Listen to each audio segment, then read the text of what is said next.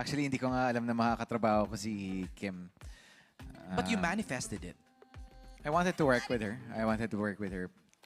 Pero, ayun, never ko talagang in-expect. Kasi parang, after a while, parang naging iba na rin yung tahak ng mga gusto kong gawin. So, hindi ko alam na kay Kim pala ang bagsak ko. Hello? Pwede hanggang doon na lang yung media con na to. Okay ba? Ingat.